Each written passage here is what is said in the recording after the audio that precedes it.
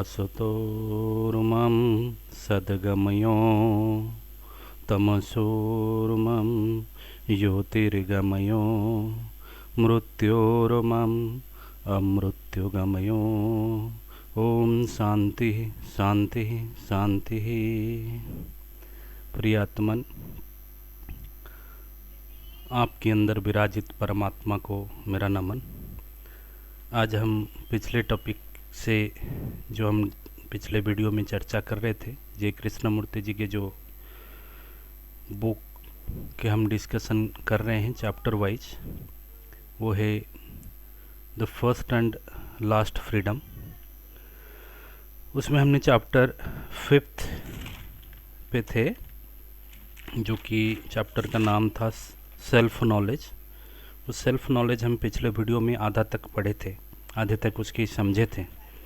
आज उसकी कुछ लेटर पार्ट को ख़त्म करते हैं, जिसका मतलब है सेल्फ नॉलेज, जिसमें हमने डिस्कस किया है कि खुद को जाने बगैर, खुद हम जो हैं हमें उसको जाने बगैर हम मान लो बाहर की सब कुछ जान लेते हैं, तब भी हम कोई राइट एक्शन नहीं कर सकते, हमारी कोई ही उद्धार नहीं होगा, यानी कि हम सत्य की तरफ एक कदम भी नहीं जा सकते खुद को जाने बगैर। क्योंकि खुद को जब तक नहीं जाने हैं तो बाहर की जितने सारे हम इकट्ठा कर रहे हैं, एकुमुलेशन कर रहे हैं, वो सब हमें सत्य तक नहीं पहुंचा सकते। हम जो मैडनेस में रहेंगे थे वैसे ही मैडनेस में रहेंगे।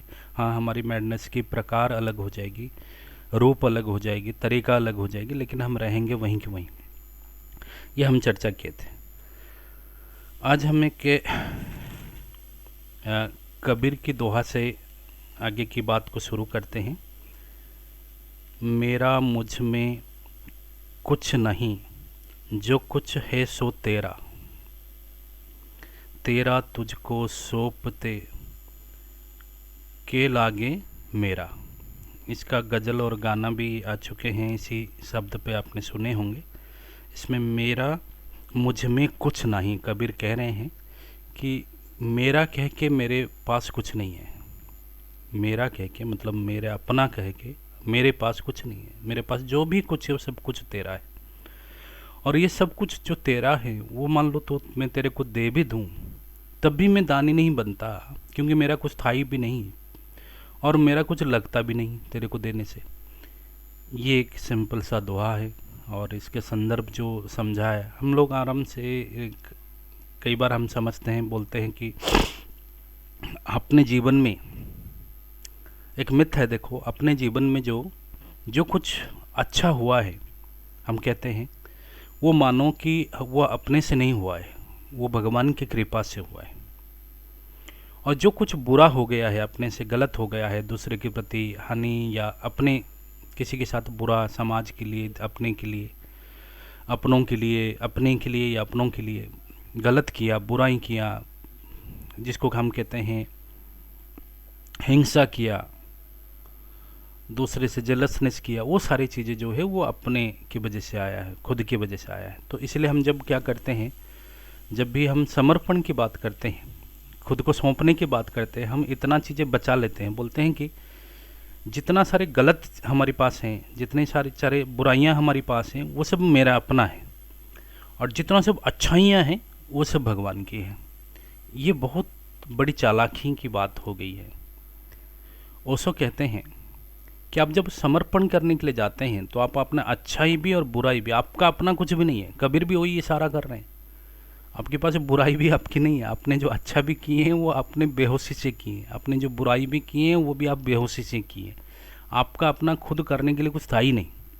आपसे जैसे पागल कुछ कर लेता है, उसमें से कुछ सही भी हो जाता है उसका और कुछ गलत भी हो जाता है, तो उसको हम उसकी किया हुआ नहीं मानेंगे, क्योंकि वो पहले से ही पागल में है, उसकी ये मेंटल केस, उसको सज़ा भी नहीं मिलती।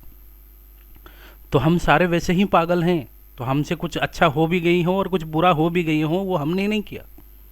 तो इसलिए जब समर्पण की बात आती है, हम लोग कितने स्वार्थी हैं कि अपना खुद वजूद कुछ ना कुछ बचा तो लें। एक छोटा सा सेंटर तो अहंकार का सेंटर तो समझा बचा लें, कि भले ही वो बुराई वाला हो, लेकिन वो अपना जितना बुराई किया वो मैं किया। क्यों? आपने क्यों किया बुराई? आपके अंदर बुराई करने की हिम्मत, एनर्जी कहाँ से आई, सत्ता कहाँ से आई? बुराई सोच समझ के किया था क्या? नहीं नहीं, समर्पण के समय में आधा बांट के आधा रख लिए। क्यों रख लिए? वो आधा बुराई के बहाने हम खुद बच जाएं। ये खुद को जिंदा रखने की, खुद को पूरा नाम मिटा देने की जो लालसा है हमारी, नर्क में भी भले ही पड़े लेकिन हमारी कुछ आइडेंटिटी रहे, यही हमारी समर्पण की आगे बाधा बनती है। तो जब समर्पण की करना हो, इस विषय में हम कभी आगे चर्चा करेंगे, तो पूरा समर्पण करना है। ये नहीं कि अपना अच्छा समर्पण कर दो, पूरा सब कुछ समर्पण आगे का। फिर जब बात आई फिर अच्छा भी के हकदार भी आप नहीं हो, बुरे के भी हकदार आप नहीं हो। चलो आगे की हम टॉपिक में बात करते हैं। आगे हम टॉपिक में यहाँ तक थे कि जय कृष्णमूर्ति कहते हैं कि अथॉरिटी मतलब किसी जो फॉर्मल रिलीजियन है, जिसमें किसी हम अथॉरिटी, गुरु, भगवान या किसी संस्था को हम वो मेंबर बनते हैं, बोलते हैं कि अथॉरिटी जो गुरु हैं prevents the understanding of one self, क्योंकि उसका अपना एक फार्मूला होता है जिससे वो खुद अपने आप को समझें। तो वो उसी फार्मूला में आपको देता है, उसी प्रोसीजर आपको पकड़ाता है जिससे आप उसकी प्रोसीजर फॉलो करके खुद को समझना चाहते हैं। लेकिन सभी ने जो यात्रा शुरू की है, सबका यात्रा का शुरुआती बिंदु अलग अलग है सत्य तक जाने के लिए। तो इसलिए सबका समझ अलग अलग जगह से शुरू हो रहा है। तो दूसरे की फार्मूला आप में नहीं लगेगी। आप सत्य से कितनी दूरी पर हो, सब इक्वल डिस्टेंस में नहीं है।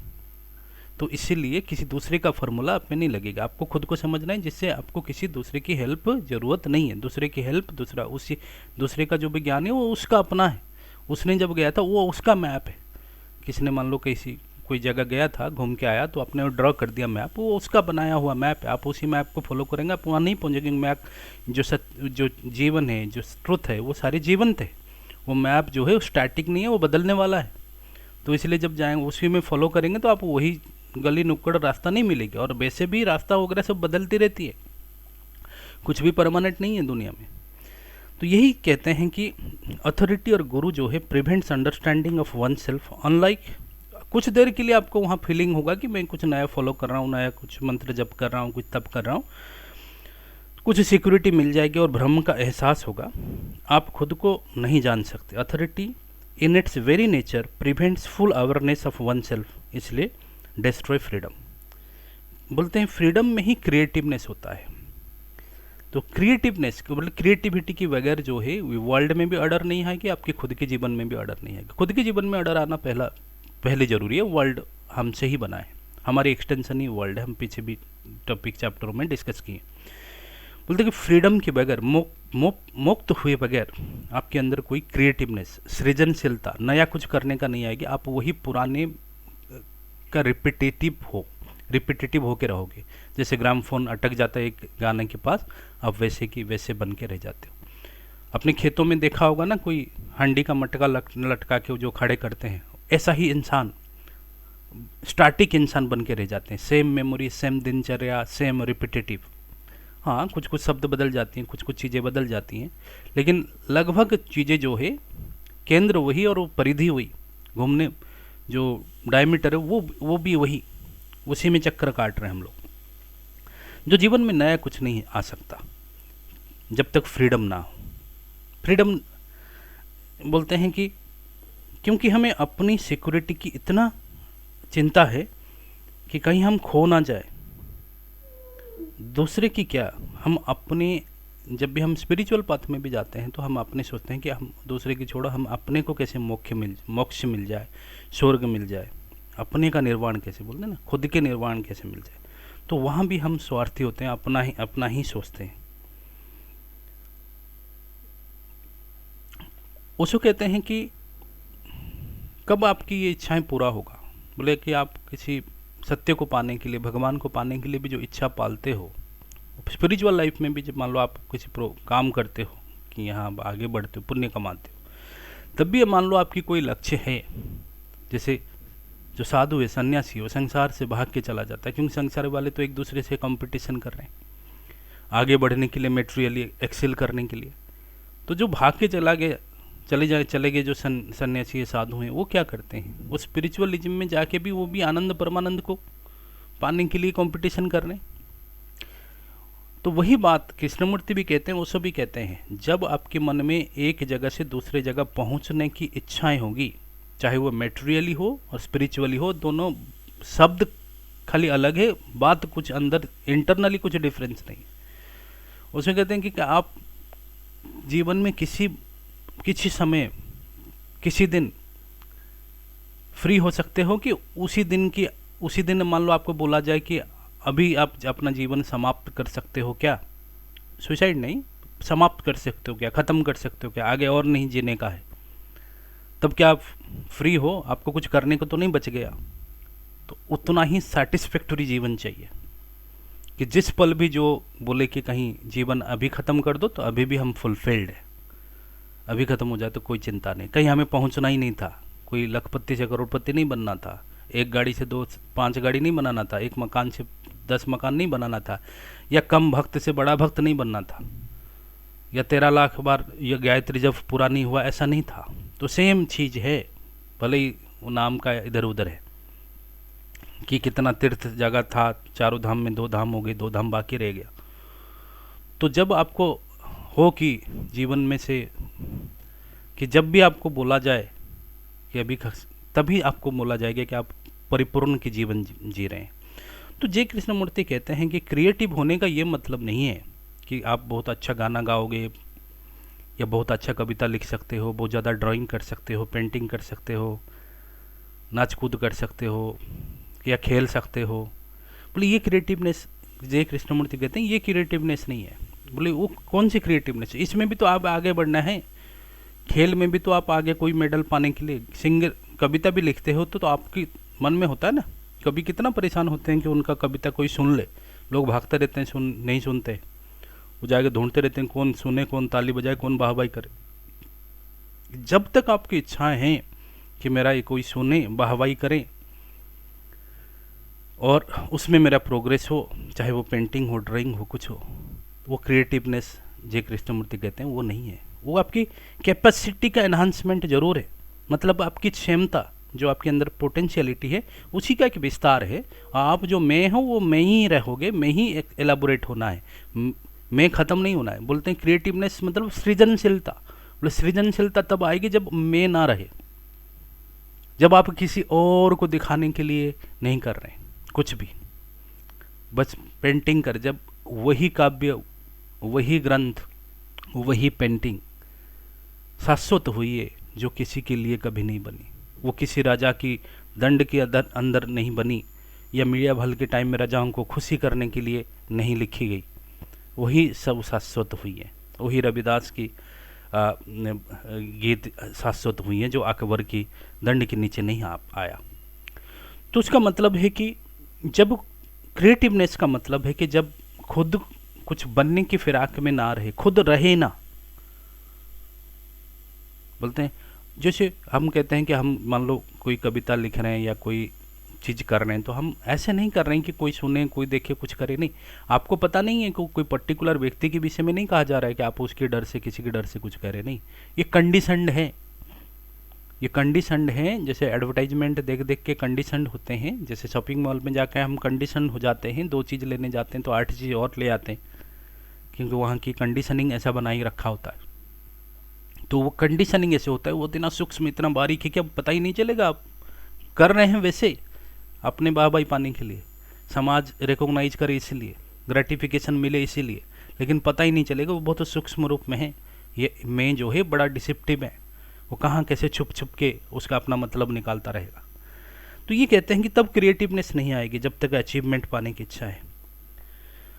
तो अंडरस्टैंडिंग ऑफ वन सेल्फ होता है, अंडरस्टैंडिंग बोलते खुद को कैसे समझेंगे, तो बोले खुद को समझने के लिए ये है कि जो डे टू डे लाइफ के मैटर्स हैं, पैसे से रिलेटेड कोई मांगने आया या कमाई, जो ये कम महंगाई, ये सब चीज़ें, पैसे से, प्रॉपर्टी से, रिलेशनशिप, रिश्तेदारों से, शादी ब्याह, किसने बुलाया, पड़ोसी, ये सब चीज़ें, फ्रेंडशिप, इन सब से पल पल जो आपके इंटरेक्शन हो रहा है, मतलब जो किसी से आपको अभी इसी क्षण आपके दिमाग में जो चल रहा है, आप जिसके साथ रिलेशनशिप कर रहे हैं, जिसको आप नमस्ते कर रहे हैं, हेटर कर रहे हैं, यही सब से सभी की करते समय खुद को देखना, मतलब ये हमारी रिलेशनशिप, इंटरपर्सनल रिलेशनशिप, रिश्तेदारों के साथ कैसा, फ्रेंड के साथ कैसा, घर में पत्नी, बीबी, बच्चे, इन सब के साथ कैसा हमारी रिश्ता, समाज के साथ कैसा है, और पैसों की, वस्तुओं की, घर, मकान, टीवी, ये सब देख कर हमारे मन में कैसा आता है फीलिंग?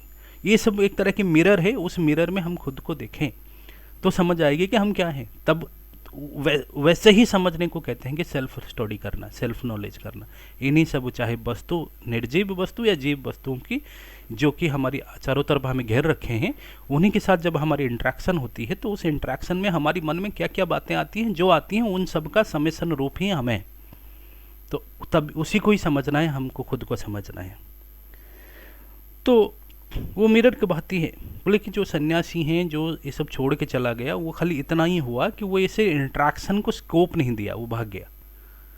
उसको इस सारे रिश्तेदारी भी नहीं मिलेंगे, ना शादी ब्याह होना है, ना बच्चे होना है। मैं नहीं कह रहा हूँ खराब बुरा अच्छा, नहीं, वो उससे बच गया और सोचा कि शांति चल रहा है, क्योंकि इंट्रैक्शन ही नहीं हो रहा तो शांति है। तो जब इंट्रैक्शन नहीं होगी, कई बार तो वहाँ भी जाके इंट्रैक्शन होती है, पेड़ पत्तों से, जानवरों से और बादलों से, सबसे होती है, लेकिन मान लो कम हो गई, बहुत संसारी लोगों से कम हो गई।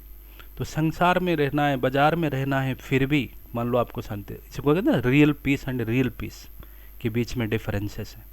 तो सन्यासी बस इतना हुआ कि वो अपने इंट्रैक्शन से भागे। देखिए, कहते हैं इंट्रैक्शन से भागना नहीं, यही तो मौका है, यही तो मिरर है। मिरर की दूर जाके अपने आप को सुंदर क्या समझना, आप मिरर के सामने खड़े होके ही आप खुद को देख पाएंगे। तो कहते हैं क्यों हम अलर्ट होके देखना क्यों नहीं चाहते? हम चाहते हैं कि सब हमारी समस्याएं कोई गुरु ले ले, कोई संस्था ले ले, कोई प्रोसीजर ले ले, और हम इससे, क्योंकि ये बहुत टेंशन वाली बात है। खुद को झांकने में बड़ा डर लगता है, खुद के अंदर इतनी बुराइयाँ, इतनी गलतियाँ हैं कि बहुत फियरलेस लगता है। और खुद को देखने पर देखना नहीं होता, वो मिटना भी स्टार्ट हो जाती है।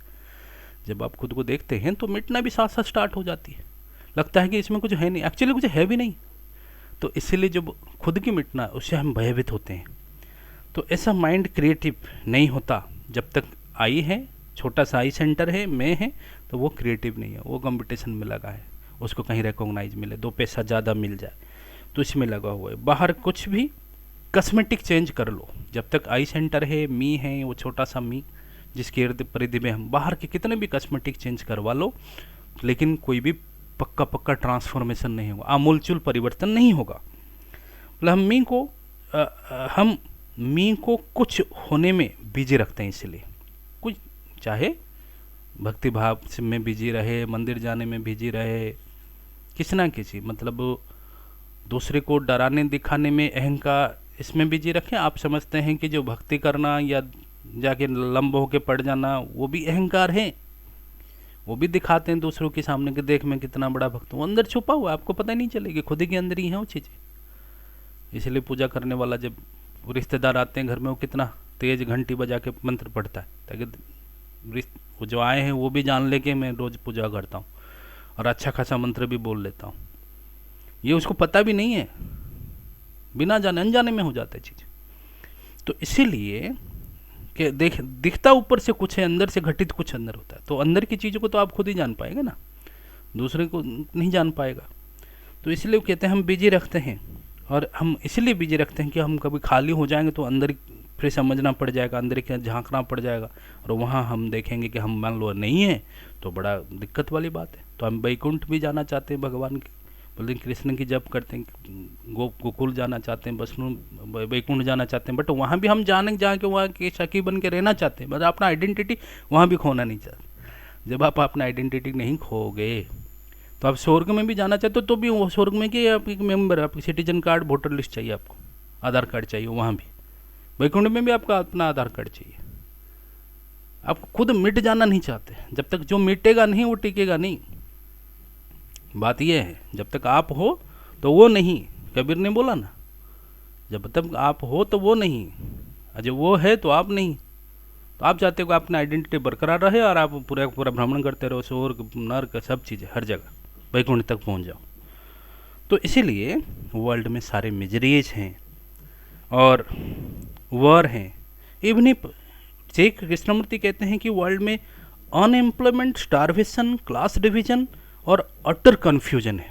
देखो, ये जो हम खुद को नहीं समझे हैं और ये जो आई छुपा हुआ है और वो कंपटीशन कर रहा है, दूसरे से डिवीजन कर रहा है, इस वजह से अनएम्प्लॉयमेंट, ये तो गवर्नमेंट का परेशानी है। अनएम्प्लॉयमेंट तो एक सरकारी मामला है कि गवर्नमेंट एक प्रॉपरली होना चाहिए, या कैसा पॉलिसी है, कैपिटलिस्ट या सोशलिस्ट की इकोनॉमिक पॉलिसी है, उस पे हम कहते हैं कि वो कितने लोग एजुकेटेड है, उसी हिसाब से माइंड सेट।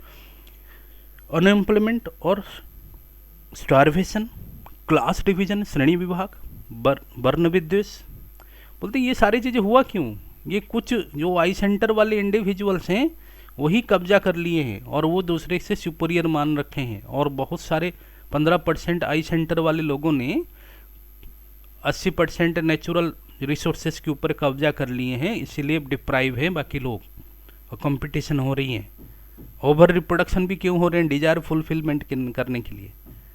वो फिजियोलॉजिकल जो सेक्सुअल डिजायर है वो फुलफिल हो रही है, क्यों? बाकी तरीके से कोई आनंद नहीं मिल पा रहा है। तो अनएम्प्लॉयमेंट का जो परेशानियां हैं उसके पीछे भी यही परेशानी, मैंने वर्ल्ड में जो आपको बाहर एक एक्सटेंशन दिख रहा है वो सारे इसी लिमिटेड, जो हम खुद को नहीं समझे हैं और पागलपन की तरह जीवन जी रहे हैं, उसी के एक्सटेंशन की वजह से है। ये चैप्टर समाप्त हो गई। नेक्स्ट हम डिस्कस करेंगे, ये छोटा सा इसलिए लास्ट पार्ट ही था। नेक्स्ट हम डिस्कस करेंगे चैप्टर 5 एक्शन एंड आइडियाज़।